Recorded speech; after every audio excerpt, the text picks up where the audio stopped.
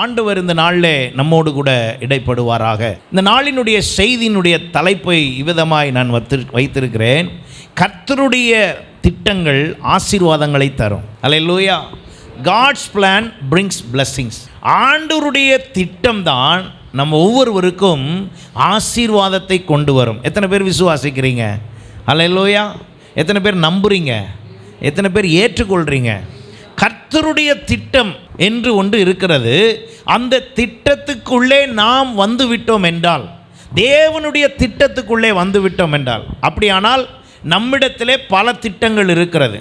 உலகத்துக்குள்ளே பல திட்டங்கள் இருக்கிறது. உலகம் பல திட்டங்களை சொல்லுகிறது. ஆனால் அந்த திட்டங்களை விட தேவனுடைய திட்டம், ஆண்டவர் நம்மீது வைத்திருக்கிற திட்டம் மிகவும் பெரியது. எத்தனை பேர் விசுவாசிக்கிறீங்க?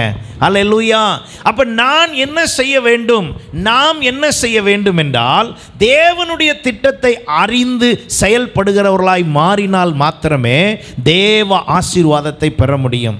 இன்றைக்கு இதை குறித்த காரியங்களை கர்த்தர் நம்மோடு கூட பேசுவாராக. ஏசாயா தீர்க்கதரிசன புஸ்தகம் 46ஆம் அதிகாரத்தில் இருந்து நான் உங்களோடு இடைப்பட விரும்புகிறேன். ஆண்டவர் இந்த 46ஆம் அதிகாரத்தில் 3ஆம் வசனத்திலிருந்து, யாக்கோபின் சந்ததியாரே, இஸ்ரவேல் சந்ததியில் மீதியா இருக்கிற சகல ஜனங்களே, எனக்கு செவி கொடுங்கள். ஆண்டவர் இந்த உலகத்திலே மனிதனை படைத்த காலத்திலிருந்து அவர் சொல்லுகிற வார்த்தை கீழ்ப்படியுங்கள், செவி கொடுங்கள். அல்லேலூயா. ஏன் அதை சொல்ல வேண்டும் என்றால், உள்ளதிலே நமக்கு ரொம்ப எல்லாரும் செய்கிறது என்னதுன்னா கீழ்ப்படியாமை. நீங்கள் உடனே என்கிட்ட சொல்லலாம், நானும் அப்படிலாம் கிடையாது பாஸ்டர். நம்ம எல்லாருமே யார்? கீழ்ப்படியாதவர்கள். இன்னும் உங்களுக்கு புரிகிற மாதிரி சொன்னால், சொல்படியே என்ன செய்ய மாட்டோம்? கேட்க மாட்டோம். நீங்கள் யாராக இருந்தாலும் சரி, இந்த சபைக்குள்ளே இருக்கிற நீங்கள் யாராக இருந்தாலும் சரி, இந்த சத்தத்தை யூடியூப்பில் பார்க்குறவங்களா இருந்தாலும் சரி, நீங்கள் யாரும் என்ன கிடையாது? சொல்படி கேட்குற ஆளே கிடையாது. ஆகையினால தான் ஆண்டவர் அடிக்கடி என்ன சொல்லிக்கிட்டே இருக்கிறாரு? செவி கொடுங்கள், கீழ்ப்படியுங்கள், ஏன் ஆலோசனைக்குள்ள வாங்க, ஏன் பாதையில் நடங்க. அப்படி ஒரு வார்த்தை ஒருத்தரை பார்த்து சொன்னால் என்ன அர்த்தம்? அடிக்கடி ஒருத்தர் உங்களை பார்த்து சொல்கிறாங்க, எல்லாரும் அமைதியாக இருங்க அப்படின்னு ஒரு வார்த்தையை நான் சபையில் சொல்லிக்கிட்டே இருக்கேன்னு வைங்க. அப்படின்னா அங்கே என்ன நடந்துகிட்டு இருக்குன்னு அர்த்தம்? பேசிக்கிட்டு இருக்கீங்கன்னு அர்த்தம். அப்போ ஒரு வார்த்தையை சொல்லும்போது அதுக்கு எதிர்ப்பதமாய் அங்கே ஒரு காரியம் நடக்கிறது. அப்போ செவி கொடுங்கள், செவி கொடுங்கள் என்று ஆண்டவர் சொன்னால், அப்போ அங்கே என்ன இல்லை? அங்கே என்ன இல்லை? செவி கொடுக்குறவங்க இல்லை. இப்போ இந்த அதிகாரத்தினுடைய ஆரம்பத்திலிருந்து நீங்கள் கவனித்து பார்த்து வரும் பொழுது, இன்றைக்கு முக்கியமாக நாம் பார்க்கிற வசனம் 11ஆம் வசனத்தில், உராய்ஞ்சுகிற ஒரு பட்சியை கிழக்கில் இருந்தும் என் ஆலோசனையை நிறைவேற்றும் மனுஷனை தூர தேசத்தில் இருந்தும் வரவழைக்கிறவராய் இருக்கிறேன். யாரை வரவழைக்கிறாரோ? என்னுடைய ஆலோசனையை நிறைவேற்றும் மனுஷனை தூர தேசத்திலிருந்து வரவழைக்கிறவருமாய் இருக்கிறேன். அதை சொன்னேன், அதை நிறைவேற்றுவேன், அதை திட்டம் பண்ணினேன், அதை செய்து முடிப்பேன். ஆண்டவர் சொன்னார், நிறைவேற்றினார், அப்புறம் என்ன செய்தாராம்? திட்டம் பண்ணினார், செய்து முடித்தார். நான் இன்றைக்கு திட்டம் பண்ணின விஷயத்தை உங்களோடு பேசுகிறேன். 3-4 காரியம் அங்கே சொல்லுகிறார். நான் தான் சொன்னேன், 2வது நிறைவேற்றுவேன், 3வது திட்டம் பண்ணினேன், செய்து முடிப்பேன். நிறைவேற்றினதுக்கும் செய்து முடித்ததுக்கும் வித்தியாசம் இருக்கிறது. அப்போ இந்த 4 காரியத்திலே ஒரு காரியம் திட்டம் பண்ணுதல். அப்போ ஆண்டவர் நம்மளை குறித்து ஏற்கனவே திட்டம் பண்ணி வைத்திருக்கிறார். அதை நான் ஏற்றுக்கொள்ளும் போது, அதை நான் புரிந்து கொள்ளும் போது, நான் ரட்சிக்கப்பட்டதே எப்படி என்றால் அவருடைய திட்டத்தில் ஒன்றுதான். எத்தனை பேர் அதை விரும்புகிறீங்க, ஏற்றுக்கொள்கிறீங்க, புரிந்து கொள்கிறீங்க? நான் இயேசுவை அறிந்திருப்பதே என்னது தான்? அவருடைய திட்டத்தில் ஒன்று தான். That is in God's plan. ஆண்டவருடைய திட்டத்துக்குள்ளாகத்தான் நான் அவரை அறிந்திருக்கிறேன். அந்த திட்டத்துக்குள்ளே நான் வரும் பொழுது அந்த திட்டம் என்ன செய்கிறது? ஒரு சில வசனங்களை நீங்கள் நினைவுபடுத்தி அடிக்கடி நீங்கள் சொல்லி பொருத்தனை பண்ணி அல்லது அதை வாசித்து செய்தும்படி எழுதுகிறவர்கள் இந்த வசனங்களை எழுதி கொள்ளுங்கள். நான் வேகமாக அதை சொல்லி வாசித்து செல்கிறேன். ரோமருக்கு எழுதின நிருபம் 8:28 நான் வாசித்தபடி, அன்றியும் தீர்மானத்தின்படி அழைக்கப்பட்டவர்களாய் தேவனிடத்தில் அன்பு கூறுவதற்கு சகலமும் நன்மைக்கு ஏதுவாக நடக்கிறது என்று அறிந்திருக்கிறோம். இது தேவனுடைய திட்டம். இது என்னதுங்க? தேவனுடைய திட்டம். எஸ்தர் 4:14 சொல்லுகிறது, நீ இந்த காலத்திலே மௌனமாக இருந்தால் யூதருக்கு சகாயம் ரட்சிப்பு வேறொரு இடத்திலிருந்து எழும்பும், அப்பொழுது நீயும் உன் குடும்பத்தாரும் அழிவீர்கள். நீ இப்படிப்பட்ட காலத்திற்கு உதவியாக இருக்கும்படி உனக்கு ராஜ மேன்மை கிடைத்திருக்கலாமே. தேவனுடைய திட்டம் என்னவென்றால் விடுவிப்பது. ஹல்லேலூயா. சங்கீதம் 33:11 சொல்லுகிறது, கர்த்தருடைய ஆலோசனை நித்திய காலமாகவும் அவருடைய இருதயத்தின் நினைவுகள் தலைமுறை தலைமுறையாகவும் நிற்கும். எரேமியா 1:5 சொல்லுகிறது, நான் உன்னை தாயின் வயிற்றில் உருவாகும் முன்னே உன்னை அறிந்தேன். ஹல்லேலூயா.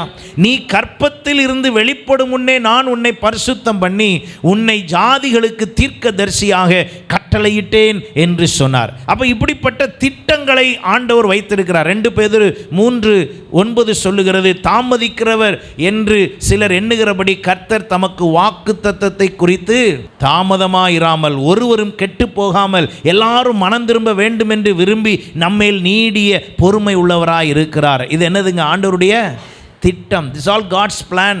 சங்கீதம் 32:8 சொல்லுகிறது, நான் உனக்கு போதித்து நீ நடக்க வேண்டிய வழியை உனக்கு காட்டுவேன், உன்மேல் என் கண்ணை வைத்து உனக்கு ஆலோசனை சொல்லுவேன். நீதிமொழிகள் 3:5 சொல்லுகிறது, உன் சுய புத்தியின் மேல் சாயாமல் உன் முழு இருதயத்தோடும் கர்த்தரிடத்தில் நம்பிக்கையாக இருந்து உன் வழிகளெல்லாம் அவரை நினைத்துக்கொள், அப்பொழுது அவர் உன் பாதைகளை இதெல்லாம் காட்ஸ் பிளானில், தேவனுடைய திட்டத்தில் இருக்கிற சில வசனங்களை உங்களுக்கு நினைப்பூட்டுகிறேன். அப்போ ஆண்டவருடைய திட்டத்துக்குள்ளே நான் வந்து விட்டால் அந்த திட்டம் என்னை ஒரு பொழுதும் ஒரு இடத்திலே முடக்கி வைக்க முடியாது. அல்லேலூயா. நீங்கள் தேவனுடைய திட்டத்துக்குள் வந்து விட்டீர்கள் என்றால் அந்த திட்டத்துக்குள் வந்த உங்களை வேறு சத்ருவின் தந்திரங்கள் முடக்கி வைக்க முடியாது. வேறு எதுவும் உங்களை அடக்கி வைக்க முடியாது. எதுவும் உங்களை மேற்கொள்ள முடியாது. அதை குறித்து தான் ஆண்டவர் இந்த நாளில் நமக்கு தெளிவுபடுத்த விரும்புகிறார். உதாரணமாக ஒரு உதாரணத்தை உங்களுக்கு உணர்த்தும்படியாக எரேமியா தீர்க்க தரிசன புஸ்தகத்தில் 29ஆம் அதிகாரத்தில் 7ஆம் வசனத்திலிருந்து 14ஆம் வசனம் வரை நீங்கள் வாசிப்பீர்கள் என்றால், யாக்கோபு வம்சம் இஸ்ரவேலின் ஜனங்கள் அங்கே பாபிலோனிய சிறையிருப்பில் இருந்தார்கள். சிறையிருப்பு என்பது குறித்த காலத்துக்கு மாத்திரம்தான். அப்படியானால் அங்கே பாபிலோனிய சிறையிருப்பில் நேபுகாத் நேச்சார் அங்கே அடிமைப்படுத்தி சிறைப்படுத்தி சென்றது காலத்துக்கும் அல்ல, வாழ்நாள் முழுவதுக்கும் அல்ல. காரணம், இந்த சந்ததியை கர்த்தர் ஏற்கனவே ஆசீர்வதிக்க வேண்டும் என்று திட்டம் பண்ணி வைத்திருந்தார். ஹல்லேலூயா. கர்த்தர் திட்டம் பண்ணி வைத்திருக்கிற நபரை, குடும்பத்தை அடிமைத்தனப்படுத்த முடியாது. அங்கே வேறு எதுவும் ஒன்றும் செய்ய முடியாது. ஒரு சில காரியங்களை உங்களுக்கு நான் உணர்த்தும் பொழுது அது உணர முடியும். அப்ப என்னுடைய வாழ்க்கையிலே தேவன் வைத்திருக்கிற திட்டத்தின்படி அவர் என்னை நடத்துகிறார். எத்தனை பேர் விசுவாசிக்கிறீங்க? அந்த திட்டத்தின்படி நீங்கள் கவனித்து பார்ப்பீர்கள் என்றால் அந்த திட்டத்தில் முக்கியமானது, ஆண்டவர் உங்களை குறித்து திட்டம் வைத்திருக்கும் பொழுது நீங்கள் அடிமைத்தனத்தில் இருந்தாலும் உங்களை கர்த்தர் விடுவிப்பார். நீங்கள் 7ஆம் வசனத்திலிருந்து பாருங்க. அங்கே நான் உங்களை சிறைப்பட்டு போக பண்ணின பட்டணத்தில் சமாதானத்தை தேடி அதற்காக கர்த்தரை விண்ணப்பம் பண்ணுங்கள். அதற்கு சமாதானமாய் இருக்கையில் உங்களுக்கும் சமாதானமாய் இருக்கும். மேலும் உங்கள் நடுவில் இருக்கிற உங்கள் தீர்க்கதரிசிகளும் உங்கள் குறிகாரரும் உங்களை மோசம் போக்க ஒட்டாதிருங்கள். சொப்பனம் காண்கிற உங்கள் சொப்பனக்காரருக்கு செவி கொடாமலும் இருங்கள் என்று இஸ்ரவேலின் தேவனாகிய கர்த்தர் சொல்லுகிறார். அப்படின்னா என்ன அர்த்தம்னா, ஆண்டவர் உங்களுக்கு ஒரு திட்டம் வைத்திருக்கும் பொழுது அந்த திட்டத்தை மாற்றி சொல்லுகிற தீர்க்கதரிசி ஆனாலும் சொப்பனக்காரன் ஆனாலும், அப்புறம் இன்னும் என்ன சொல்லியிருக்குது, தீர்க்க தரிசனம் சொல்லி உங்களுடைய வார்த்தை உங்களிடத்தில் அந்த திட்டத்தை மாற்றுகிற இடத்தில் கூட வந்திருக்கலாம். இந்த பாபிலோனிய சிறையிருப்பில் ஆண்டவர் தெளிவாக சொல்கிறார், ஒரு தீர்க்கதரிசி கூட வந்து தேவனுடைய திட்டத்தை என்ன செய்யலாம், மாற்றி பேச வரலாம். ஒரு சொப்பனக்காரன் வந்து உங்களுடைய வாழ்க்கையை குறித்து, நான் உங்களை குறித்து இப்படி ஒரு சொப்பனம் கண்டேன் அப்படின்னு சொல்லி நம்முடைய இந்த ஆலோசனைகளை சொல்லி ஆண்டவருடைய திட்டத்திலிருந்து நம்மளை என்ன செய்ய வச்சிடலாமா, விலகி போக வைத்து விடலாம். தீர்க்க தரிசனமாக கர்த்தர் என்னோடு பேசினார்னு சொல்லி தேவனுடைய திட்டத்தை என்ன பண்ணி வச்சிடலாமா, மாற்றி வச்சிடலாமா. ஆகையினால ஆண்டவர் அங்கே சொல்லுகிறார், என் ஜனமே, நீங்கள் தீர்க்கதரிசிகளும் உங்களிடத்தில் வந்து சொப்பனக்காரரும் குறிகாரரும் அவங்க பேசுகிறத வைத்து நீங்கள் மோசம் போகாதிருங்கள். ஏன் திட்டம் என்னவோ அந்த திட்டம் தான். ஏன் திட்டம் என்னதுன்னா, பாபிலோனில் நீங்கள் எவ்வளோ நாள் இருக்கணும், எத்தனை வருஷம் இருக்கணும், 70 வருஷம் இருக்கணும். பாபிலோனில் நீங்கள் 70 வருஷம் இருந்தே ஆகணும். ஏன்னா உங்களை சீர்படுத்துவதற்கு, உங்களை சரிப்படுத்துவதற்கு நீங்கள் இந்த 70 வருஷம் பாபிலோனில் இருந்தே ஆக வேண்டும். ஆகையினாலே நீங்கள் இருக்க போகிற அந்த 70 வருஷத்தில் 50வது வருஷத்தில் வந்து தீர்க்கதரிசிகள் சொல்லுகிறார்கள், கர்த்தர் உங்களை அடுத்த வருஷம் விடுவிக்க போகிறார், அடுத்த மாதம் விடுவிக்க போகிறார்னு சொல்லி இந்த ஜனங்கள்கிட்ட வந்து பேசுகிறார்கள். அப்போ ஆண்டவர் சொல்கிறார், நான் பிளான் பண்ணது, ஏன் பிளானு, நான் பிளான் பண்ணபடி உங்களுக்கு எத்தனை வருஷம் இருக்கணுமோ அத்தனை வருஷம் என்ன செய்து ஆக வேண்டும், இருந்து தான் ஆக வேண்டும். அதிலே மாற்றம் இல்லை. ஆகையினாலே நீங்கள் அவைகளுக்கு செவி கொடாதிருங்கள் என்று சொல்லி அவர்களிடத்திலே கர்த்தர் பேசினதை நாம் பார்க்கிறோம். அப்போ ஆண்டவர் திட்டம் பண்ணினபடியே சகலமும் நடக்கிறது. ஹல்லேலூயா. அப்போ நான் ஆண்டவருடைய திட்டத்திற்கு மேலே, திட்டத்தை விட்டு வெளியே, திட்டத்தில் இடைபடாமல் இருப்பேன் என்றால் அது எனக்கு ஆசீர்வாதமாய் மாறுவதில்லை.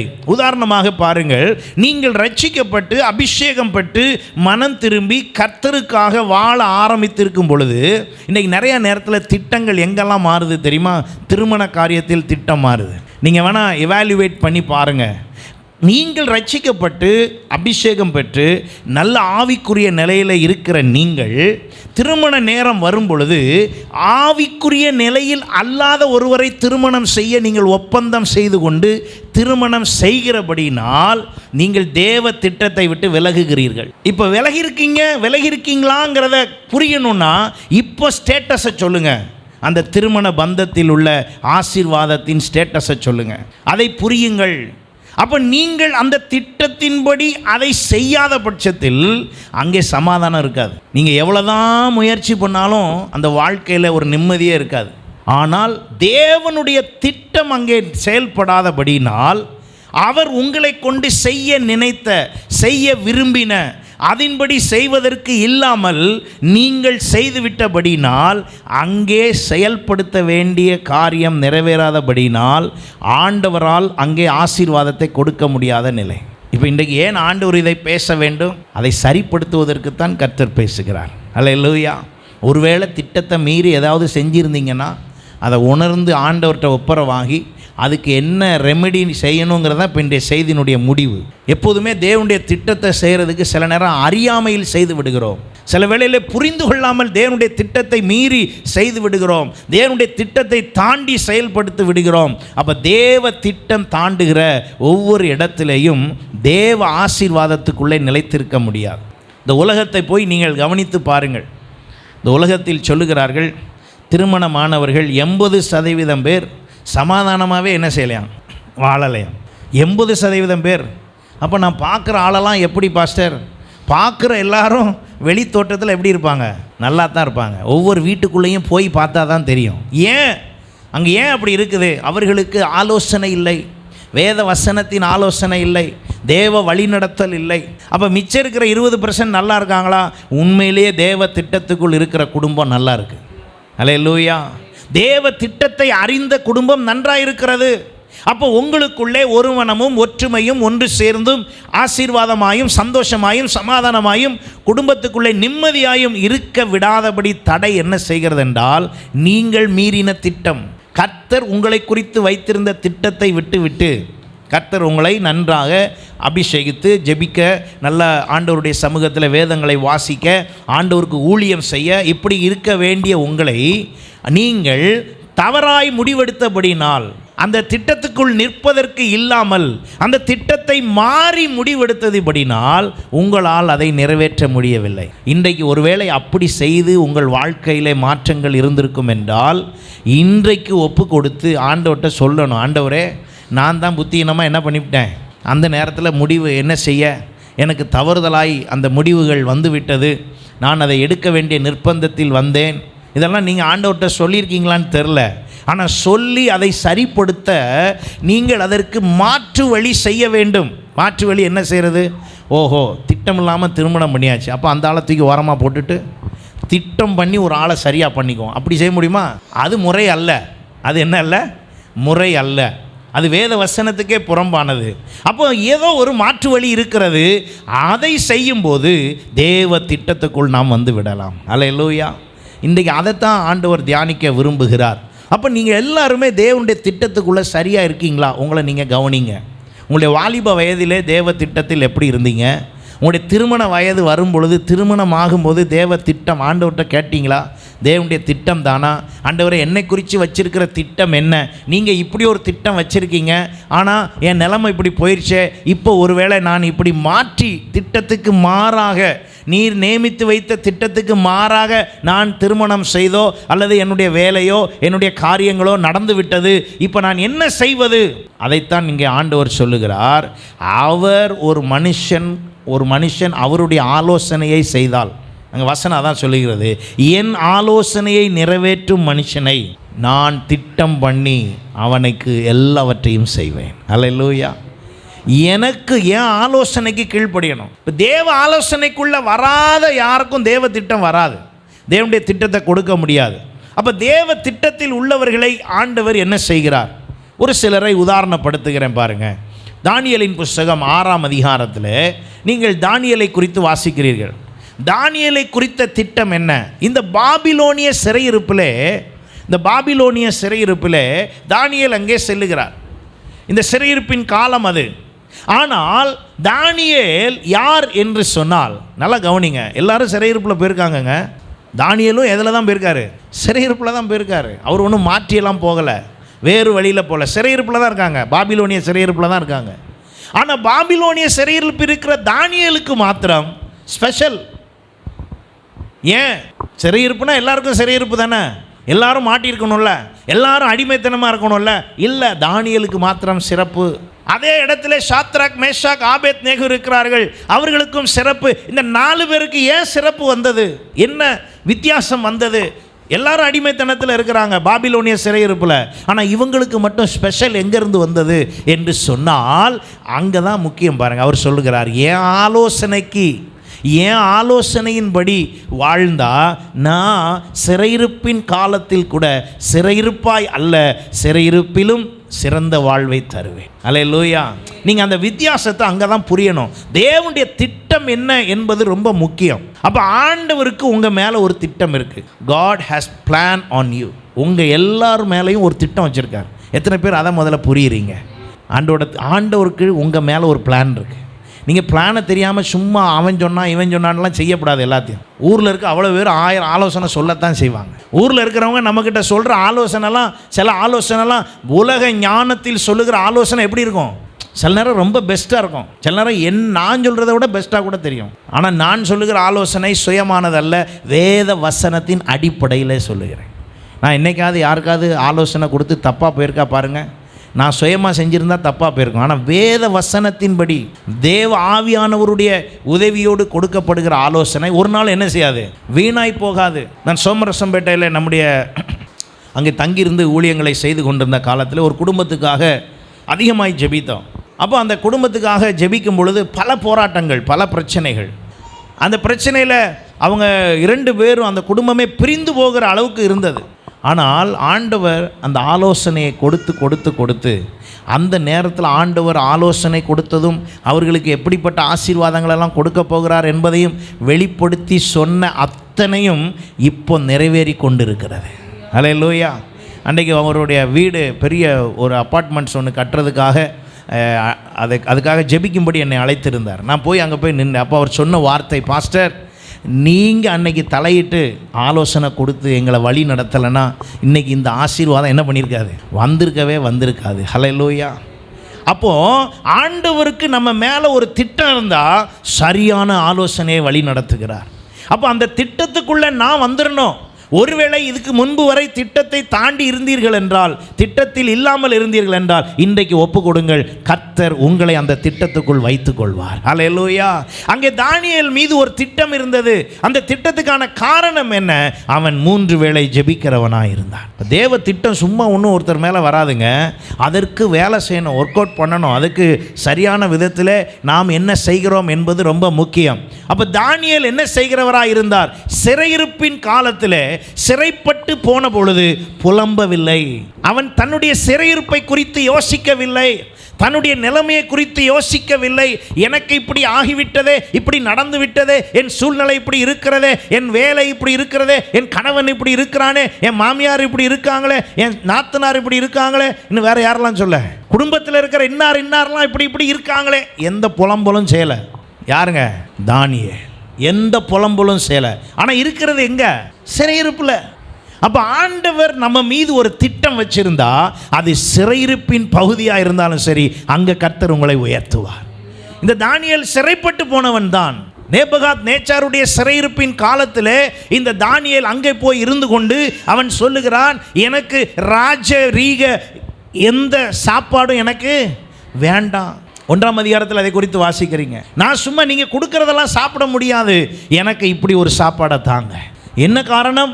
தன் வாழ்க்கையிலே தன்னை குறித்தும் தேவனோடு இருக்கிற ஐக்கியத்தை குறித்தும் தேவனோடு இருக்கிற உறவை குறித்தும் அவன் சூழ்நிலை எப்படி மாறினாலும் அதை விடாதிருந்தவனாயிருந்தான். அல்லேலூயா.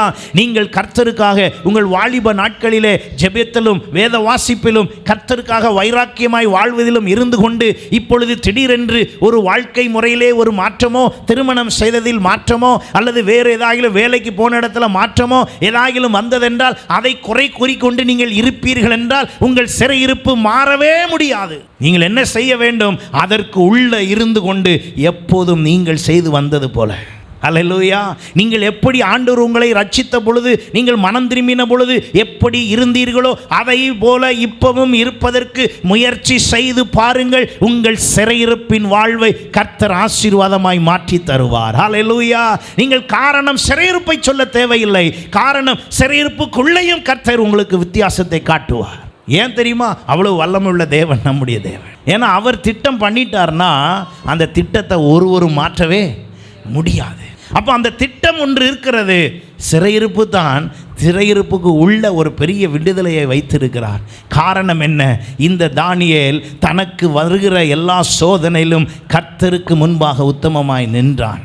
அவன் தேவ சமூகத்தில் ஜெபித்து கொண்டிருக்கிறான். இப்போ என்ன குற்றம் கண்டுபிடிக்கலாம் என்று சொன்ன பொழுது திடீரென்று குற்றம் கண்டுபிடிக்கப்படுகிறது. இவன் ஜெபத்தையே குற்றமாய் சொல்லுகிறார்கள். அதற்கும் அங்கே எதிராக எழுதப்பட்டது, தானியேல் இனிமேல் இங்கே என்ன செய்யக்கூடாது? ஜெபிக்கக்கூடாது. அவன் ஜெபிக்கக்கூடாது. அவன் என்ன செய்ய வேண்டும்? ஜெபிக்காமல் நிறுத்தின சிலையை வணங்க வேண்டும். சிறையிருப்பில் இருந்தாலும் சரி, சிறைசேதம் ஆகும்படியான சூழ்நிலை வந்தாலும் சரி, நான் ஏன் அபிஷேகத்தை விட்டு கொடுக்க முடியாது? நான் அறிந்த என் ஆண்டவரை விட முடியாது. என் தேவனை தேடுவதை குறைக்க முடியாது. என் வேத வாசிப்பை மாற்ற முடியாது. என் சூழ்நிலைகளை காரணம் சொல்லிக்கொண்டே நான் இருப்பேன் என்றால் அந்த சூழ்நிலை மாறவே முடியாது.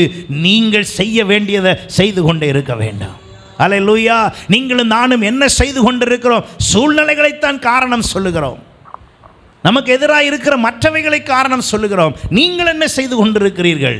தானியேல் பாபிலோனிலும் கர்த்தருக்கு சித்தமானதையே செய்து வந்தான். அல்லேலூயா.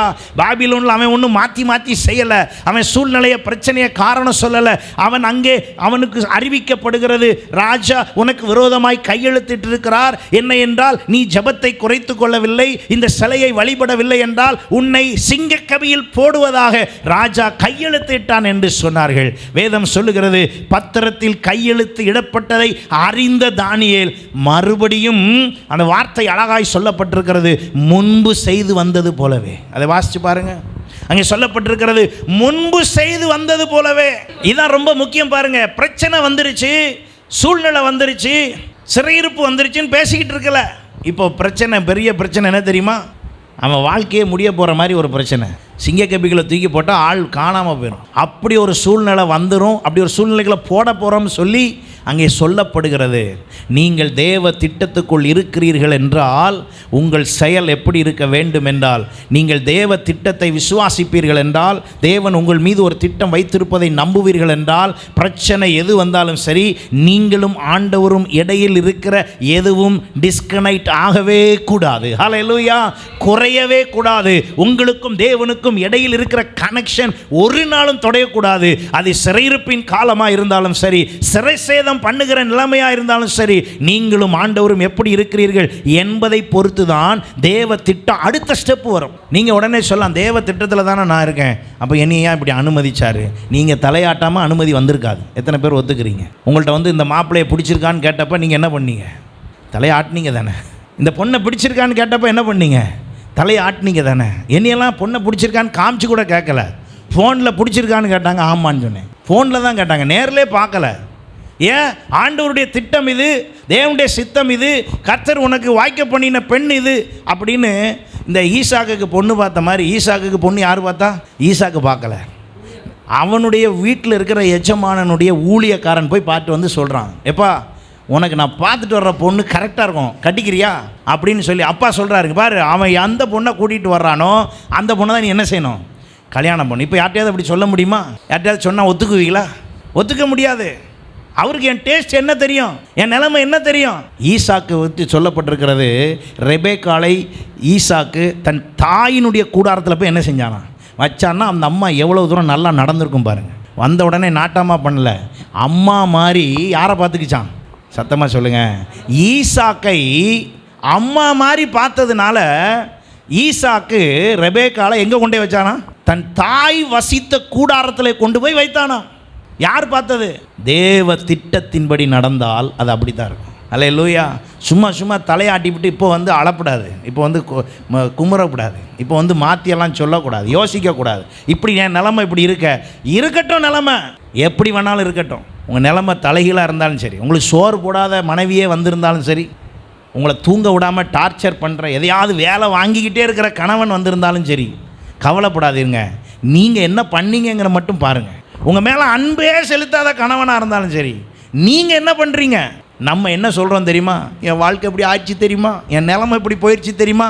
கர்த்தர் சொல்லுகிறார், நீங்கள் என் திட்டத்தில் இருக்கிறீர்கள், அந்த நிலைமையை குறித்து கவலைப்படாதீர்கள். அல்லேலூயா. நிலைமையை பற்றி பிரச்சனை இல்லை. ஏன்னா எனக்குள்ளே இருக்கிற ஆண்டவர் என் கணவனை சரிப்படுத்த மாத்திரமல்ல, வசப்படுத்த மாத்திரமல்ல, அவருக்கு பிரியமானதெல்லாம் செய்ய வைப்பார்னு விசுவாசித்தால் நீங்கள் கண்ணீர் கலங்க தேவையில்லை, புலம்ப தேவையில்லை. அல்லேலூயா. எதை குறித்து யோசிக்க தேவையில்லை. இந்த தானியேலுக்குள்ளே கர்த்தருடைய அபிஷேகம் இருந்தபடினால், ஒரு ஜெப ஆவி இருந்தபடினால், ஒரு வைராக்கியம் இருந்தபடினால் சிறையிருப்பை குறித்து அவன் யோசிக்கவில்லை. அங்கே சிறையிருப்பின் காலத்தில் சொல்லப்பட்ட சட்டத்தை குறித்து யோசிக்கவில்லை. அங்கே ராஜா சொன்னதான நேபுகாத் நேச்சார் தலைமையிலே சொல்லப்பட்ட எந்த காரியத்தை குறித்து நான் கவலைப்படவில்லை.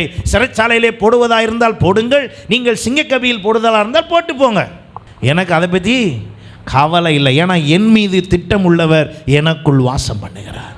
அப்போ உங்களை பற்றி ஒரு திட்டம் வச்சு தான் உங்களை ரட்சித்தார் ஆண்டவர். அதை முதல் விசுவாசிக்கிறீர்களா? உங்கள் மீது ஒரு திட்டத்தோடு கர்த்தர் ரட்சித்திருப்பார் என்றால், இயேசு உங்களை இங்கே இந்த இடத்துக்கு கொண்டு வந்தாருன்னா உங்கள் மேலே ஒரு திட்டம் வச்சு கொண்டு வந்திருக்காருன்னா அந்த திட்டம் மாறவே நான் ஒத்து போகாமல் எப்படி முடியும்? கார்ப்பரேஷன் பைப்பில் தண்ணி வரும் தெருவில், குடம் உங்கள் வீட்டில் இருந்தால் தண்ணி என்ன செய்யாது? நிரம்பாது. தூக்கிட்டு எங்கே வரணும்? இப்போ தான் வசதி வாய்ப்புக்காக எல்லார் வீட்டுக்குள்ளே என்ன கொடுத்துருக்கான்? பைப் லைன் கொடுத்துருக்கான். முதல்லாம் பைப் லைன் எங்கே தான் இருக்குங்க? தெரு முனையில் ஒன்று இருக்கும். யாருக்கு தண்ணி வேணுமோ என்ன செஞ்சுட்டு வரணும்?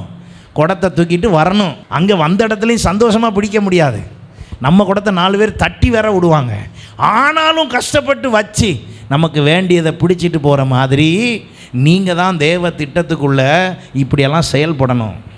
யாராவது ஃபோன் பண்ணி கவலைப்படாதீங்க, தேவ திட்டத்துக்குள்ளே உங்களை வழி நடத்துக்காக நாங்கள் ஜெபம் பண்ணுறோம் அப்படின்னு சொல்லி உங்கள் ஜெப விண்ணப்பத்தெல்லாம் எங்கள்கிட்ட அனுப்புங்க, அப்படியே ஒரு கொஞ்சம் மணி ஆர்டரையும் அனுப்பிடுங்கன்னு சொல்லி நீங்கள் அனுப்பிட்டு போங்க. தேவ திட்டம் நிறைவேறாது. நீங்கள் ஒன்றுமே கொடுக்காட்டாலும் தேவ திட்டத்துக்காக சபையில் நான் ஜெபம் பண்ணுவேன். அல்லேலூயா. பாஸ்டர் ஒன்றுமே கொடுக்க வேண்டான்னு சொல்லிட்டான்னு கொடுக்காமல் போயிடாதீங்க. அந்த அர்த்தத்தில் சொல்லலை. எதிர்பார்ப்பு என்ன இல்லை சொல்லுங்கள் சத்தமா? பணம் இல்லை, எதிர்பார்ப்பு காணிக்க அல்ல, எதிர்பார்ப்பு நீங்கள் தான். ஆமேன், ஆமேன். அதனால தான் நம்ம சபையில் காணிக்கைக்குன்னு ஒரு நேரமே வைக்கலை. ஏன்னா எதிர்பார்ப்பு யார் தான்? நீங்கள் தான். நீங்கள் அன்பாக வந்து கொடுத்தா கொடுங்க, அது தேவனாச்சு, நீங்களாச்சு. அல்லேலூயா. ஏன்னா நான் காணிக்கை பெட்டி நம்பி வாழாதனால எனக்கு அதை பற்றி கவலையே கிடையாது. அப்போ நீங்களாச்சு, தேவனாச்சு, கொடுக்குன்னா கொடுங்க, சந்தோஷம்.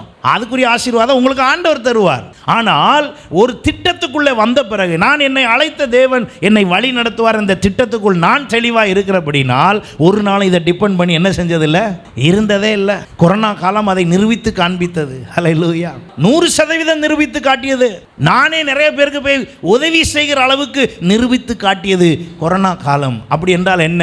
தேவ திட்டத்துக்குள்ளே நம்ம வந்துட்டோன்னா திட்டத்து நேரத்தில் சில சூழ்நிலைகள் வருவதை குறித்து என்ன செய்யக்கூடாது? கலங்கக்கூடாது. அதை வைத்துக்கொண்டு குறையாய் சொல்லி கொண்டு இராதபடி நான் என் தேவனுக்குள் எப்படி இருக்கிறேன். இந்த தானியேல் அப்படி இருந்தபடினாலே அந்த தானியேலுக்குள் இருந்த தேவன் அங்கே என்ன செய்தார் பாருங்கள். அங்கே 6ஆம் அதிகாரம் 19ஆம் வசனத்தில் காலமே கிழக்கு வெளுக்கும்போது ஒரு நைட்டு கூட உங்களை எங்கே வைக்க விடல ஆண்டவர்? சிங்கக்கபியில் வைக்க விடலை. ஹல்லேலூயா. உங்களை சுற்றிலும் சிங்கக்கபி வந்தாலும் சரி, சூளை நெருப்பு வந்தாலும் சரி, உங்களை ஒரு நிமிஷம் கூட என்ன செய்ய விட மாட்டார், உள்ளே வைக்க விட மாட்டார். எப்போ நீங்கள் சொல்லலாம், ரொம்ப வருஷமாக நான் பிரச்சனையில் இருக்கேன் பாஸ்டர், ரொம்ப வருஷமாக நான் என் சூழ்நிலை இப்படி இருக்குது, ரொம்ப வருஷமாக என் நிலைமை அப்படி இருக்குதுன்னு நீங்கள் சொல்லிக்கிட்டே இருக்கீங்க. ஆனால் அதுக்குள்ளே இருந்து என்ன செய்யணுமோ அதை என்ன செய்யலை, அதை செய்யலையே. நீங்கள் எதைத்தான் சொல்லிக்கிட்டு இருக்கீங்க? சிறையிருக்கப்பட்டுட்டோம், நேபுகாத்நேச்சார் வந்தார், எல்லாத்தையும் அழிட்டு வந்துட்டார், என் நிலைமை இப்படி போயிடுச்சு, அதைத்தான் சொல்லிக்கிட்டு இருக்கீங்க. உள்ளே இருந்து வாயை மூடிட்டு என்ன செய்யணுமோ அதை என்ன செய்யலை. கர்த்தருடைய பிள்ளைகள் நீங்கள் நானும் அதை செய்யணும். அதை செய்ய ஆரம்பித்து பாருங்கள். தேவனுடைய திட்டம் உங்கள் மேலே என்ன இருக்குதோ அது அப்படியே கொஞ்சம் கொஞ்சமாக நிறைவேறுவதை காண்பீர்கள். அல்லேலூயா. ஆண்டவர் திட்டம் பண்ணிட்டாருன்னா உங்களை எங்கேயும் விட மாட்டார். அவர் திட்டம் பண்ணின குடும்பமாக நீங்கள் இருப்பீங்கன்னா அவர் எதிர்பார்க்கிற ஆலோசனையின்படி வாழுகிறதை அவர் கண்டால் உங்களை ஒரு நைட்டு கூட எங்கே விட மாட்டார். பாருங்கங்க, தூக்கி சிங்கக்கபியில் போட்டாச்சான். நான் நினைக்கிறேன் அவங்க அந்த வசனத்தின்படி நைட்டு போட்டிருப்பாங்க, ஈவினிங் போட்டிருக்காங்க. ஈவினிங் தூக்கி சிங்கக்கபியில் போட்டால் அதிகாலையில் யார் வந்து நிற்கா? எந்த ராஜா கையெழுத்து போட்டு உள்ள சொன்னாரோ அந்த ராஜா இங்கே ஏன் வரணும்? அதை சொல்லுங்கள். அவருக்கு தூக்கமே இல்லையா? ஏன்னா இவ்வளோ நாள் சிங்கக்கபியில் போடும்போது நல்லா தூங்கியிருக்கார். இன்றைக்கி ஒரு 10 பேரை சிங்கக்கபியில் போட்டோம், என்ன சந்தோஷம். அப்படி தூங்கின ராஜா தானியேலை உள்ளத்துக்கு போட்ட அன்னைக்கு என்ன செய்ய முடியலையா? தூங்க முடியல. யார் அதை செய்தது? அதெல்லாம் உங்களுக்கு எதுக்கு? யாரையோ வச்சு ஆண்டவர் செஞ்சிருப்பார். ஆனால் எனக்காக அவர் அதை செய்வார், நம்ம ஒவ்வொருவருக்காக அதை செய்வார். அல்லேலூயா. அப்போ என் பிரச்சனையை நான் பெரிதாக யோசிக்காமல் என் மீது திட்டமுள்ள தேவன் ஒருவர் இருக்கிறார், எனக்காய் திட்டம் பண்ணி சகலவற்றையும் செய்கிற ஒருவர் இருக்கிறார். அவருடைய திட்டத்துக்குள் நான் இருப்பேன் என்றால் அவர் என்னை எங்கேயும் விடமாட்டார். ஹல்லேலூயா. இந்த சிங்கக்கபிகளை போட்ட நேரத்தில் காலமே கிழக்கு வெளுக்கும்போது ராஜா எழுந்திருந்து சிங்கங்களின் கெபிக்கு தீவிரமாய் போனான். ராஜா கெபியின் கிட்ட வந்தபோது துயர சத்தமாய் தானியேலே கூப்பிட்டார். அப்போ ராஜா இவர் சொல்கிறான் பாருங்க, இவர் சொல்கிறாரு, தானியேலே ஜீவனுள்ள தேவனுடைய. அப்போ இந்த ஆளுக்கு கையெழுத்து போடும் போதே தெரிஞ்சிருக்கு. என்ன தெரிஞ்சிருக்குன்னா, இந்த தானியேல் இவங்கெல்லாம் சொல்கிறபடியெல்லாம் என்ன செய்ய மாட்டான், அவன் வரவே மாட்டான். ஒரு கடவுளை தேடுறதுக்கு போய் குறை சொல்லி வந்திருக்கானுங்க பாரு. இந்த ராஜாவும் வழி இல்லாமல் தான் கையெழுத்து போட்டிருக்காருங்கிறது இப்போ தெரியுது. சில நேரத்தில் சூழ்நிலை அப்படி போயிருக்குங்க, நீங்களும் வழி இல்லாமல் சில இடத்துல மாட்டிக்கிட்டு இருப்பீங்க. இன்றைக்கி கர்த்தர் அதெல்லாம் சரிப்படுத்துகிறார். அல்லேலூயா. அந்த நிலைமையெல்லாம் மாற்றுகிறார். அந்த நிலைமையை மாற்றுறது யார் கையில் இருக்குது? என் கையில். எல்லோரும் சொல்லுங்கள், என் கையில். இனியே காட்டிடாதீங்க, நீங்கள் உங்களை சொல்லணும்னு சொல்ல வரேன்.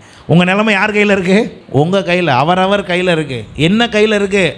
தானியேல் சிறையிருக்கப்பட்டான், அவன் செய்ய வேண்டியதை செஞ்சுக்கிட்டே இருந்தானான். அதுவும் ஸ்பெஷல் கையெழுத்து போட்ட பிறகு திரும்பியும் அதே மாதிரியே செஞ்சான்னா அவன் இருதயத்தில் எவ்வளவு வைராக்கியம் இருந்திருக்கான். அவன் இருதயத்தில் ஆண்டவருக்காக எவ்வளவு தூரம் அவன் ஆழமாய் அவன் தனக்குள்ளே ஒரு ஜீவ நதி, ஒரு ஜீவ தண்ணீர் புறப்பட்டு வரும் என்றால் அவனுக்குள்ளே எந்த அளவுக்கு ஒரு ஜெப ஆவி இருந்திருக்கும் என்றால், எந்த அளவுக்கு அவனுக்கு தேவனை குறித்த வைராக்கியம் நம்பிக்கை இருந்திருக்கும் என்றால், என் ஆண்டவர் இந்த சிறையிருப்பிலே விடமாட்டார், என்னை மாற்றுவார் என்ற நம்பிக்கை இருந்தபடினாலே அவன் 100% அவன் ஆண்டவரை சார்ந்திருந்தான். ஹல்லேலூயா. அல்லேலூயா. சிங்கங்கள் அவனை சேதப்படுத்தவில்லை. அவன் சொல்லுகிறான், என்ன சொல்லுகிறான் தெரியுமா? நீ இடைவிடாமல் ஆராதிக்கிற உன் தேவன் உன்னை சிங்கங்களுக்கு தப்புவிக்க வல்லவராயிருந்தாரா என்று தானியேலை கேட்டான். என்ன அர்த்தத்தில் வந்து கேட்டான்? அவனுக்கு தெரியும் சிங்கக்கபிக்குள்ளே போட்டால் அவன் பிழைக்க முடியாது, உள்ளே இருக்கிற மனுஷன் சத்தம் வெளியே ரிட்டன் கொடுக்க முடியாதுங்கிறது ராஜாவுக்கு நல்லா தெரியும். தெரிஞ்சும் போய் பேசுகிறான்னா அந்த ராஜாவுக்கே தெரிஞ்சிருக்கிறது இந்த தானியேல் இவ்வளவு பிடிவாதமாக இருக்கிறார்னா அதில் ஒரு விசேஷம் இருக்குது. அல்லேலூயா. நீங்களும் நானும் அப்படிப்பட்ட ஒரு அனுபவத்துக்குள்ளே வந்திருக்கோமா பாருங்கள். உங்கள் பிரச்சனையை பெருசாக பேசுகிற அளவை விட, உங்கள் பிரச்சனையை குறித்து நீங்கள் சிந்திக்கிறத விட தேவனை குறித்து சிந்தித்தும் உங்கள் பிரச்சனையை பற்றி பேசுகிற நீங்கள் அந்த பேசுகிற பேச்சை கூட தேவனை குறித்து ரொம்ப பேசி தேவனோடு ஐக்கியப்பட்டு இருந்திருப்பீர்கள் என்றால் உங்களை குறித்து திட்டமுள்ள ஆண்டவர் இந்த பிரச்சனையிலிருந்து உங்களை என்றைக்கோ விடுவித்திருப்பார். ஒரு மனுஷனை மாற்றுறதும் சரிப்படுத்துறதும் ஆண்டவருக்கு லேசான காரியம். ஒரு கீழ்காற்று அடித்தால் என்ன செய்யுமா தெரியுமா? காடைகள் வந்து பொத்து பொத்துன்னு விழுமா. ஒரு கீழ்காற்று வீசினால் செங்கடல் ரெண்டாக பிளக்குமா. இத்தனோண்டு இருக்கிற உங்கள் மைண்டு, எந்த மைண்டு இவ்வளோ தான் இருக்குமா மூளை? ஒரு மனுஷனுடைய இந்த அளவு தான் என்ன தான் இருதயமும் மூளையும். இவ்வளோண்டு இருக்கிற மூளையை ஆண்டவரால் சரிப்படுத்த முடியுமா முடியாதா? சத்தமாக சொல்லுங்கள் ஆமென். நினைவுகளையும் சிந்தைகளையும் சரிப்படுத்துகிறவர் கர்த்தர். நம்ம அதுக்கெல்லாம் வாய்ப்பே கொடுக்கறதில்ல. மாம்ச பலத்தில், மாம்ச ஞானத்தில், மாம்ச யோசனையில் நம்மளா 1008 திட்டத்தை பண்ணி இப்படியா அப்படியா இப்படி எல்லாம் செய்ய முயற்சிக்கிறதெல்லாம் நிறுத்திட்டு ஒரே வழி, தேவன் உங்கள் குடும்பத்தை குறித்து திட்டம் வைத்திருக்கிறபடியினால தான் நீங்கள் இன்றைக்கு இயேசுவே என்று சொல்லுகிறீர்கள். ஆமென். நீங்கள் உங்கள் வாயிலிருந்து இயேசு என்ற வார்த்தை வருகிறது என்றால் தேவன் உங்களை குறித்து திட்டம் பண்ணிவிட்டார். திட்டத்துக்குள் நிற்பதற்கு செய்ய வேண்டியதை செய்யுங்க. சாத்ராக், மேஷாக், ஆபேத்நேகோ என்ன செய்தார்கள்? தானியேல் சத்தத்தை உயர்த்தினான், ராஜாவே நீர் வாழ்க என்றான். ராஜா தானியேலை வெளியே தூக்கினார். சாத்ராக், மேஷாக், ஆபேத்நேகோ கண் எதிரே நடக்குது. தீயை போட போனவன் கூட என்ன செஞ்சிட்டானா? கருகி செத்து போயிட்டானா. தீக்குள்ளே தூக்கி போட போனவன் கருகி செத்து போயிட்டானா. அந்த அளவுக்கு தீயின் கொடுமை இருந்த இடத்துல தூக்கி வெளியே உள்ளே எரிந்த பொழுது மூன்று பேரை தூக்கி எறிந்தார்களாம். ஆனால் உள்ளே எத்தனை பேர் இருந்தாங்களாம்? 4 பேர் இருந்தார்களாம். ஹல்லேலூயா. உங்கள் மேலே கர்த்தர் திட்டம் வச்சுருந்தா அங்கே ரைட் டைமில் வந்து நிற்பார். ஹல்லேலூயா. நீங்கள் எங்கே நிற்கிற மாதிரி விடுறீங்க? நிற்கிற மாதிரி நின்றுருக்கீங்களா? அவன் பாருங்கள், அவன் சொல்கிறான் பாருங்கள், 3:17-18 வசனத்தை பாருங்கள். நாங்கள் ஆராதிக்கிற எங்கள் தேவன் எங்களை தப்புவிக்க வல்லவராயிருக்கிறார். அவர் எரிகிற அக்கினி சூளைக்கும் ராஜாவாகிய உம்முடைய கைக்கும் என்ன செய்வார்? விடுவிப்பார். நீங்களாக்கி விடுவிப்பார். அப்படி சொல்லிட்டு விட்டா பரவாயில்ல. தொடர்ந்து ஒன்று சொல்கிறான் பாருங்க, அவர் விடுவியாமற் போனாலும். இது ஏன் அப்படி சொன்னான்னு தெரில. ஆனால் அவன் சொல்கிறான், அவர் ஒரு வேளை என்னைய பை சான்ஸ் என்னைய ஒரு வேளை கைவிட்டாலும் பரவாயில்ல. அவர் எனக்கு இந்த ஏரியாவில், இந்த சிச்சுவேஷனில் எனக்கு அவர் உதவி செய்யாட்டாலும் பரவாயில்ல. He is my lord. Hallelujah. அவர் எனக்கு உதவி செய்யாட்டாலும் அவர் யார்? ஏன் தேவன், என் கர்த்தர், அவர் என் மீட்பர். அவர் எனக்கு உதவி செய்தாதான் தேவன்னு கிடையாது, என்னையை காப்பாற்றினாதான் தேவன்னு கிடையாது. எனக்கு இந்த உயிருக்கு போராடுகிற இந்த நிலைமையில நான் கருகி சாக போகிற மாதிரி ஒரு சூழ்நிலை வர்ற இந்த இடத்துல அவர் எனக்கு எல்லாம் செஞ்சாதான் ஆண்டவர் அல்ல, அவர் என் ஆண்டவர். எத்தனை பேர் அப்படி ஒரு நிலைமைக்கு வந்திருக்கீங்க? எதையாவது தந்தா போனா ஜெபத்தை கேட்டா அப்போதான் என் ஆண்டவரே, என் இயேசுவே நீர் நல்லவரப்பா. உங்கள் சிச்சுவேஷன் அப்படியே இருக்கட்டும், ஆனாலும் ஆண்டவர் நல்லவர். எத்தனை பேர் ஒத்துக்கிறீங்க? ஹல்லேலூயா. உங்கள் சிச்சுவேஷனை மாற்றினா ஆண்டவர் நினச்சிடாதீங்க, அது அல்ல முக்கியம். நீங்கள் எப்போ எந்த முடிவுக்கு வரணும்னா, இந்த சாத்ராக், மேஷாக், ஆபேத்நேகோவுடைய முடிவை பாருங்கள். எங்களை விடுவியாமற் போனாலும் சொல்கிறான், நாங்கள் உம்முடைய தேவர்களுக்கு ஆராதனை செய்வதும் இல்லை, நீர் நிறுத்தின பொற்சிலையை பணிந்து கொள்கிறதும் இல்லை என்கிறது ராஜாவாகிய உமக்கு.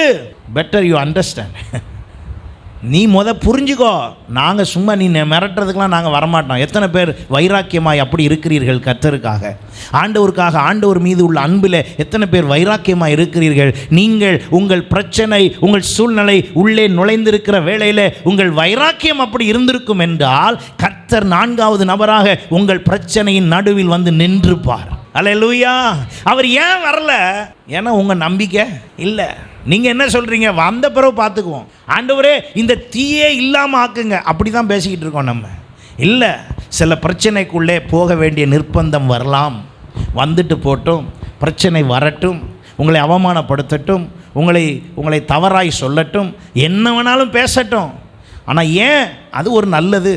அப்போ சில விஷயம் என்னது நல்லது? எதுக்கு நல்லது? சில பிரச்சனையை சரி பண்ணுறதுக்கு. பவுல் சொல்லுகிறார், அவனுடைய வாழ்க்கையில் இந்த அவனுக்கு இருந்த பலவீனம் என்னதான் நல்லது. எதுக்கு? நீங்கள் எப்பயாவது அந்த கோணத்தில் அந்த வசனத்தை வாசிச்சிருக்கீங்களா? ஆண்டவர்கிட்ட போய் இவர் கேட்குறாரு, ஆண்டவரே இந்த பிரச்சனை என்னை விட்டு நீங்கட்டுமாப்பா. ஆண்டவர் உடனே பதில் என்ன தெரியுமா சொன்னார்? என் கிருபை உனக்கு. அதோட நீங்கள்லாம் வாசி நிப்பாட்டிட்டீங்க. அதுக்கு அடுத்து தான் ரொம்ப முக்கியம். வாசிங்க, அதை அந்த வசனத்தை வாசிங்க. ஏன் இந்த பிரச்சனை, ஏன் இந்த பலவீனம், இந்த பலவீனத்தில் ஏன் ஆண்டவர் எனக்கு உதவி செய்தார்னா, 2 கொரிந்தியர் 12ஆம் அதிகாரம் 9ஆம் வசனத்தில் பாருங்கள். என் கிருபை உனக்கு போதும், பலவீனத்தில் என் பலன் பூரணமாய் விளங்கும் என்றார். ஆகையால் கிறிஸ்துவின் வல்லமை என்மேல் தங்கும்படி என் பலவீனங்களை குறித்து நான் மிகவும் சந்தோஷமாய் மேன்மை பாராட்டுகிறேன். என் பிரச்சனை எனக்கு, இந்த வசனத்தின்படி சொல்லுங்க, என் பிரச்சனை எனக்கு நல்லது. எனக்கு என் கணவர் இப்படி வாய்ச்சது சொல்ல மாட்டீங்கள? நல்லது சொல்லுங்க. மனைவி மாதிரிலாம் சொல்லுங்க, நல்லது. உமக்கு என்னையா தெரியும் நான் படுற பாடு? சொல்லுங்கள் தெய்வ சமூகத்தில். நல்லது. அல்லேலூயா. ஏன் தெரியுமா? அப்போந்தான் நீங்களும் நானும் என்ன ஆகும்னு தெரியும் அவருக்கு. அப்போ அங்கே பாருங்கள், அழகாக சொல்கிறான், கிறிஸ்துவின் வல்லமை என் மேல் தங்கும்படிக்கு. அப்படி ஒரு பலவீனம் வந்ததுனால தான் அவர் வல்லமை என் மேலே என்ன செய்ததான் வந்தது, தங்கினது. அந்த வல்லமை தங்கினதுனால என் பலவீனத்தில் என் பலன் என்ன செய்தது? பூரணமாய் விளங்கிற்று. எத்தனை பேருக்கு நான் சொல்கிறது புரியுது? ஹல்லேலூயா. நீங்கள் தேவ திட்டத்துக்குள் வந்து விடுங்கள். தேவ திட்டத்துக்குள் நிற்பீர்கள் என்றால் நீங்கள் செய்ய வேண்டியதை மட்டும் செய்யுங்க. கர்த்தர் உங்களுக்கு அங்கே இருந்து செய்கிற விஷயத்தை கவனித்து பாருங்கள், டிஃப்ரெண்ட்டாக இருக்கும், நல்லதாக இருக்கும், மேன்மையாக இருக்கும். ஹல்லேலூயா. அவர் சகலவற்றையும் நன்மைக்கேதுவாய் மாத்திரமே என்ன செய்வார்? செய்து முடிப்பார். எத்தனை பேர் விசுவாசிக்கிறீங்க? ஹல்லேலூயா. நீங்கள் நான் ஆராதிக்கிற தேவன் சாதாரணமானவர் இல்லைங்க. அப்படியே பார்த்துக்கிட்டே இருக்கிறார். நான் பாருங்கள், இப்படி ஒரு சீன் உங்களுக்கு சொல்கிறேன். தீக்குள்ளே போடுறதெல்லாம் பார்த்துக்கிட்டே இருக்கிறார். யார்? ஆண்டவர். எல்லாம் ஃபயர் ரெடி பண்ணுறதெல்லாம் பார்க்குறாரு. அப்போ இவன் சொல்கிறான், ராஜாவே, நீர் நினைக்கிற மாதிரி நாங்கள் இதை என்ன செய்ய மாட்டோம், செய்ய மாட்டோம் அப்படின்னு சொன்ன உடனே இந்த சத்தம் பரலோகத்துக்கு கேட்ட உடனே ஆண்டவர் சொல்லியிருப்பார், ஏப்பா டக்குன்னு ஒரு ஆள் ரெடி ஆகுங்க, இப்போ நீங்கள் இந்த கட்டம் தான் என்ன செய்ய வேண்டியிருக்கு, யார்கிட்ட போக வேண்டியிருக்கு. அது வரைக்கும் பரலோகம் ஒன்றும் சொல்லியிருக்காது. எப்போ இவன் வாயிலிருந்து இந்த அறிக்கை வந்துச்சோ, இந்த அறிக்கை வந்த உடனே தான் பரலோகத்தில் ஆக்ஷனே என்ன செய்யுது, நடக்குது. நம்ம ஒரு அறிக்கையும் விடுறதில்ல, சவுண்டு மட்டும் வருது. ஒன்று அழுவ, என்ன அழுவ, என் நிலைமை இப்படி ஆயிடுச்சு தெரியுங்களா? சில பேர் சொல்லுவாங்க, யோபுவோட எனக்கு மோசமான நிலைமை, என்னமோ சுரண்டிக்கிட்டு உட்காந்துருந்த மாதிரி. அப்படிலாம் ஒன்றும் ஆகலை, அப்படி ஒரு இழப்பும் வரல. நம்ம கதையெல்லாம் நிறையா சொல்கிறோம். ஒரு கதை சொல்லாதீங்க, கதையெல்லாம் ஒரே கதையாக சொல்லுங்கள். ஆண்டவரே, என் நிலைமை எப்படி இருந்தாலும் சரி, உம்மை நான் விடுகிறதில்லை. அல்லேலூயா. உங்கள் மேலே இருக்கிற அன்பு பெரியது. காமிக்க முடியுமா உங்களால்? உங்கள் பிரச்சனையை பெருசாக பேசுகிறத விட தேவ அன்பை பெருசாக பேசுனது எவ்வளோ நாள் சொல்லுங்கள், எவ்வளோ தூரம் சொல்லுங்கள். உங்கள் கவலையை விட உங்கள் விசுவாசம் ஒரு நூல் அளவு கூட இருந்திருந்தால் இந்நேரத்துக்கு ஜெயிச்சிருக்கலாம். உங்கள் கவலை அளவை விட ஒரு நூல் கூட கொஞ்சம் உங்கள் விசுவாசம் இருந்திருந்ததுன்னா இந்நேரத்துக்கு உங்கள் பிரச்சனையெல்லாம் என்ன பண்ணியிருக்கலாம், சரி பண்ணியிருக்கலாம். நமக்கு பெருசாக இருக்கிறதே என்னது தான், கவலை தான். இப்படி வந்து சூழ்நிலையில் மாட்டிக்கிட்டேனே, இப்படி வந்து கல்யாணம் பண்ணிட்டேனே, இப்படி வந்து மாட்டிக்கிட்டேனே, இப்படி ஒரு அப்பா அம்மாட்ட பிறந்துட்டேனே, இப்படி ஒரு சூழ்நிலை ஆயிடுச்சே, இப்படி எல்லாம் இப்படி ஆயிடுச்சேன்னு தான் சொல்கிறீங்களே ஒழிய, உங்களை அப்படிப்பட்ட சூழ்நிலையிலேருந்து தூக்குறவரை தான் ஆராதிக்கிறோம்னு என்ன செய்ய மாட்டேங்குது, தெரிய மாட்டேங்குது. கவலைப்படாதீங்க. ஏன் கவலைப்படாதீங்க? உங்கள் தேவன் உங்கள் மீது ஒரு திட்டம் வச்சிருக்கிறார். திட்டம் இல்லாதவங்க இயேசுன்னு சொல்லவே முடியாது. இந்த சென்டென்ஸை நான் சொல்கிறது எத்தனை பேர் புரியுறீங்க? உங்கள் மேலே திட்டம் இருந்தனால தான் உங்கள் வாயில் என்னன்னு சொல்ல வச்சார், இயேசுன்னு சொல்ல வச்சார். எத்தனை பேர் ஒத்துக்கிறீங்க? ஹல்லேலூயா. நீங்கள் இயேசுன்னு சொல்கிறீங்களா, அப்போ உங்கள் மேலே திட்டம் இருக்கிறது. அந்த திட்டம் நிறைவேறப் போகிறது. ஹல்லேலூயா. அந்த திட்டம் நிறைவேறுவதற்கு இவங்க செய்த காரியம் வேறு ஒன்றும் இல்லைங்க. என் ஆண்டவர் எங்களை விடுவிப்பார். நாங்கள் அதனால எங்கள் தேவனை தவிர வேறு எதுக்கும் வழிபட மாட்டோம். எங்கள் ஆண்டவருக்காக வைராக்கியமாக நாங்கள் வாழ்வோம். எங்கள் ஆண்டவருக்காக நாங்கள் பரிசுத்தமாக இருப்போம். எங்கள் ஆண்டவருக்காக நாங்கள் தவிர்த்துருவோம். இதிலெல்லாம் சேர மாட்டோம், இதெல்லாம் செய்ய மாட்டோம் அப்படின்னு ஒதுக்கிடுவோம். அப்படின்னு இருக்கிற இடத்துல தேவ திட்டத்துக்கான முயற்சி அங்கே நடக்கிறது. உடனே 4ஆம் ஆளின் சாயலை பார்த்த ராஜா சொல்லுகிறார், என்னடா இது, தானியேலை உள்ள தூக்கி போட்டாலும் விஷயம் வித்தியாசமாக இருக்குது, இவனுங்களை தீக்குள்ள தூக்கி போட்டாலும் விஷயம் வித்தியாசமாக இருக்குது. அப்போ இவங்க ஆண்டவர் தான் யார்? ஜீவன் உள்ள தேவன். ஹல்லேலூயா. நீங்கள் உங்கள் சூழ்நிலையின் மூலமாக, உங்கள் பிரச்சனையின் மூலமாக நீங்கள் ஜீவன் உள்ள தேவன் என்று நிரூபித்து விட்டீர்களா என்று கவனியுங்கள். நிரூபித்து விட்டீர்களா என்பதை கவனித்து பார்ப்பீர்கள் என்றால் அப்பொழுது தெரியும் உங்களுக்கு. அப்போ எனக்கு ஏற்படுகிற விஷயத்தை வைத்து அல்ல நான் யோசிக்க வேண்டியது, என் ஆண்டவருடைய திட்டத்தின்படி வாழ்வதற்கு நான் எந்த அளவு ஒப்பு கொடுத்திருக்கிறேன் என்பது ரொம்ப முக்கியம். ஹல்லேலூயா.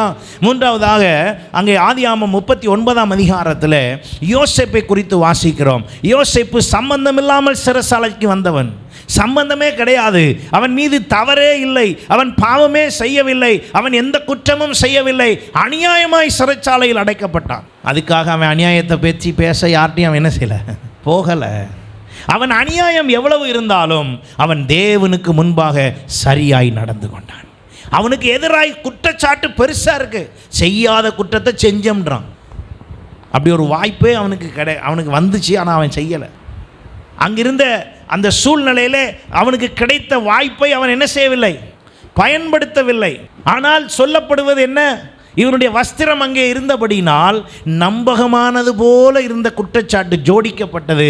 அவனை சிறைச்சாலையில் தூக்கி போட்டார்கள். நல்லா கவனிங்க, தவறான குற்றச்சாட்டு சொல்லியிருந்தாலும் திட்டத்தில் அவன் இருந்தபடினால், அவன் தேவ திட்டத்தில் இருந்தபடினால் அவனை அங்கே சிறைச்சாலை அடைச்சி வைக்க முடியலை.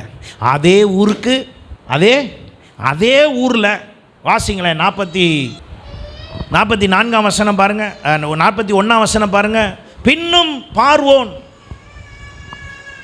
யோசேப்பை நோக்கி, பார், எகிப்து தேசம் முழுமைக்கு உன்னை அதிகாரியாக்கினேன் என்று சொல்லி, பார்வோன் தன் கையில் போட்டிருந்த தன் முத்திரை மோதிரத்தை கழற்றி அதை யோசேப்பின் கையிலே போட்டு மெல்லிய வஸ்திரங்களை உடுத்தி பொன் சரப்பணிகளை அவன் கழுத்திலே தரித்து தன்னுடைய 2ஆம் ரதத்தின் மேல் அவனை ஏற்றி, தான் மனைவி தான் என்ன சொன்னான், இவனை இந்த ஏத்தினவன் மனைவி தான் குறை சொன்னான். ஏத்தினவன் மனைவி குறை சொன்னாலும் யோசேப்பின் மீது குற்றம் இல்லை என்பது கர்த்தர் திட்டத்தில் இருந்தபடியால் நிரூபித்து காண்பித்தார். அல்லேலூயா. இன்றைக்கி நீங்களும் நானும் சில இடத்துல மாறுவது போல, தவறான குற்றச்சாட்டுக்குள்ளே ஒருவேளை விழுவது போல இருந்தால் கவலைப்படாதிருங்கள். உங்கள் மீது கர்த்தர் திட்டம் வச்சிருக்கிறார். ஆண்டவருக்கு உங்கள் மேலே ஒரு பிளான் இருக்குது. எத்தனை பேர் அதை ஏற்றுக்கொள்கிறீங்க? அல்லேலூயா. அந்த பிளானை கரெக்டாக புரிஞ்சு செயல்படுத்துங்க. அந்த பிளான் சரியாய் புரிவீர்கள் என்று சொன்னால் கர்த்தர் உங்களை தப்பிக்க வைப்பது லேசாக இருக்கும். இந்த யோசேப்பு தப்பித்ததற்கு காரணம் என்ன?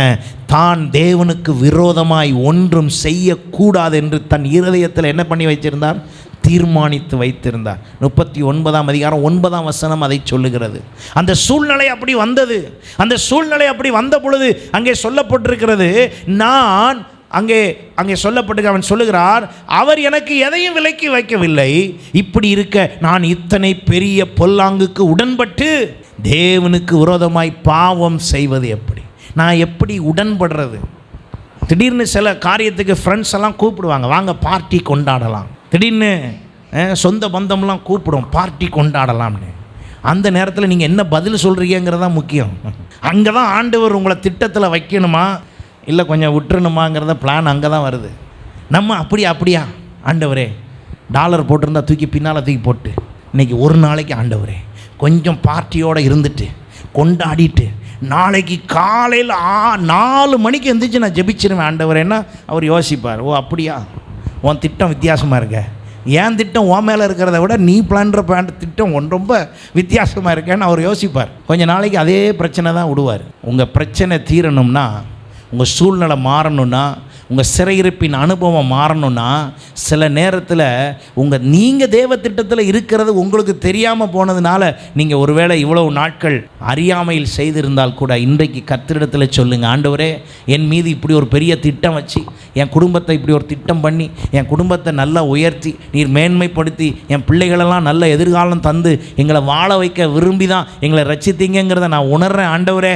இனிமேல் என் வாழ்க்கையில் வருகிற உங்களுடைய திட்டத்துக்கு தவிர்த்து திட்டத்துக்குள்ளே இல்லாதபடி செயல்படுத்த வருகிற எதையும் நான் செய்வதில்லை என்று நீங்கள் ஒப்பு கொடுப்பீர்கள் என்றால் கர்த்தர் இன்றைக்கு உங்களை உயர்த்துவது நிச்சயமாக இருக்கிறது. ஹல்லேலூயா. அங்கே சொல்லப்பட்டிருக்கிறது, அந்த யோசேப்பு அந்த இடத்துல அவன் சொன்ன காரியம், நான் இத்தனை பெரிய பொல்லாப்புக்கு உடன்பட்டு தேவனுக்கு விரோதமாய் பாவம் செய்வது எப்படி என்று தேவனுக்கு விரோதமாய் செயல்படுத்துவதை குறித்து அவன் அறிந்தான். சாத்ராக், மேஷாக், ஆபேத்நேகோ தேவனுக்கு விரோதமாய் எப்படி செய்வது, தானியேல் தேவனுக்கு விரோதமாய் எப்படி செய்வது, இந்த முடிவுக்குள் இருந்த அவர்களுடைய தேவ திட்டத்தின்படி அவர்களை காப்பாற்றினார். ஹல்லேலூயா. இன்றைக்கு உங்களை என்னை அப்படியே காப்பாற்ற விரும்புகிறார். நான் நேரம் போகிறபடினாலே கடைசி பகுதிக்கு வருகிறேன். அப்போ என் திட்டம், என் மீது வைத்த திட்டத்தில் நான் இருப்பேன் என்று சொன்னால் அந்த திட்டம் சரியாய் செயல்படும். ஹல்லேலூயா. இதே பாபிலோனிய சிறையிருப்பு தான். நெகேமியா 10ஆம் அதிகாரம் 39ஆம் வசனம் பாருங்க. பரிசுத்த ஸ்தலத்தின் பனிமூட்டுகளும் ஊழியம் செய்கிற ஆசாரியரும் வாசல் காவலரும் பாடகரும் இருக்கிற அந்த அறைகளில் இஸ்ரவேல் புத்திரர், லேவி புத்திரர் தானியம், திராட்சரசம், எண்ணெய் என்பவைகளை படைப்புகளை கொண்டு வர வேண்டியது இவ்விதமாய் நாங்கள் எங்கள் தேவனுடைய ஆலயத்தை பராமரியாமல் விடுவதில்லை என்று என்ன செய்தாங்களாம்? திட்டம் பண்ணி கொண்டோம். எங்கேருந்து திட்டம் பண்ணாங்க தெரியுமா? நெகேமியா, எஸ்ரா இவங்கெல்லாம் எங்கேருந்து திட்டம் பண்ணாங்க? நெகேமியா, எஸ்ரா, தானியேல், ஷாத்ராக், மேஷாக், ஆபேத்நேகோ எல்லாம் எங்கே இருக்காங்க? எல்லாம் பாபிலோனிய சிறையிருப்பில் இருக்காங்க. இந்த ஏசாயா 46ஆம் அதிகாரத்தில் சொல்லப்பட்டபடியான அந்த சிறையிருப்பின் காலத்தில் தான் இவங்க எல்லாம் பேசிக்கிட்டு இருக்காங்க. இந்த சிறையிருப்பின் சூழ்நிலை நிமித்தமாக என்ன செய்வது? என் சூழ்நிலை இப்படி இருக்கு, கர்த்தருக்குன்னு நான் என்ன செய்ய முடியும்? அவனும் சிறையிருப்பில் இருந்துக்கிட்டு தான் பிளான் பண்ணுறான். நெகேமியா சிறையிருப்பில் இருந்து கொண்டு சொல்லுகிறான், நாங்கள் எங்கள் தேவனுடைய ஆலயத்தை பராமரியாமல் விடுவதில்லை என்று திட்டம் பண்ணினோம். பராமரிப்புனா என்ன அர்த்தம்? என் தேவாலயம் எப்படி இருக்கிறது, என் கண் பார்க்கணும். ஓ, என் வீடு எப்படி இருக்குது, தேவாலயம் எப்படி இருக்கிறது, என் எல்லை எப்படி இருக்கிறது, தேவாலயம் எப்படி இருக்கிறது, கர்த்தருக்காக நான் தேவாலயத்துக்காக என்ன செய்கிறேன் என்பதை அவர்கள் என்ன செய்தார்களாம்? கவனித்து கொண்டே இருந்தார்களாம். தேவாலயத்தை பராமரியாமல் விடுவதில்லை என்று திட்டம் பண்ணினார்கள். ஒருவேளை நீங்கள் தேவ திட்டத்தை அறிய விரும்பி தேவனுடைய திட்டத்தை தாண்டி போனீங்கன்னா, அதை ஒருவேளை இதுக்கு முன்பு செய்த காரியங்கள் தேவனுக்கு திட்டமில்லாத காரியமாக இருந்திருந்தால், அந்த திட்டத்தை சரிப்படுத்துவதற்கான முறை என்ன தெரியுமா? நீங்கள் கவனம் எதில் செலுத்த வேண்டுமா? தேவனுடைய ஆலயத்தில்.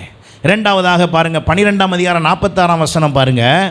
12ஆம் அதிகாரம் 46ஆம் வசனம், தாவீதும் ஆசாப்பும் இருக்கிற பூர்வ நாட்களில் பாடகரின் தலைவரும் வைக்கப்பட்டு தேவனுக்கு துதி ஸ்தோத்திரங்கள் செலுத்துகிற சங்கீதங்கள் என்ன செய்யப்பட்டதாம்? திட்டம் பண்ணப்பட்டது.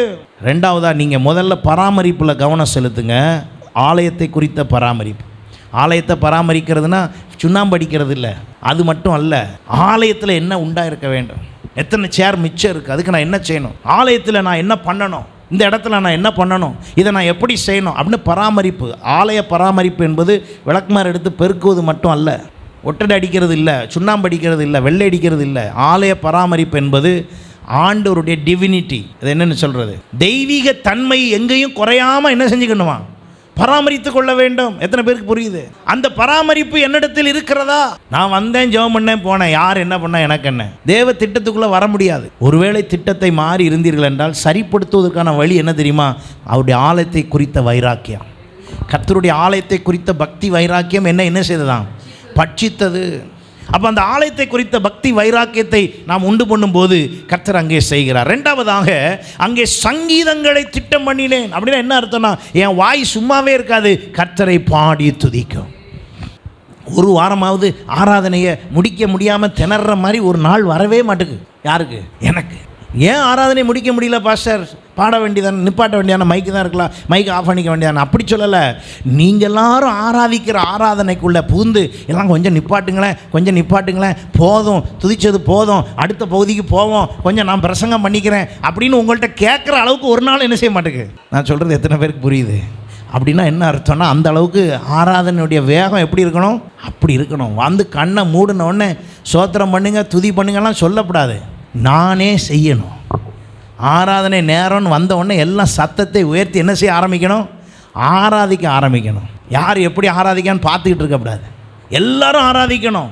அதுதான் தேவனுடைய திட்டத்துக்குள்ளே நம்ம இணைகிறதுக்கான அர்த்தம். ஒருவேளை நீங்கள் திட்டத்தை விட்டு வெளியே இருந்தீங்கன்னா அதை சரிப்படுத்துறதுக்கான ஒரு வழி என்ன தெரியுமா? தேவனிடத்தில் நான் அவரை ஆராதிப்பது. நெகேமியா 13:31 பாருங்கள். குறிக்கப்பட்ட காலத்திலே செலுத்தப்பட வேண்டிய விறகு காணிக்கையும் முதற் பலன்களையும் குறித்து திட்டம் பண்ணினேன்.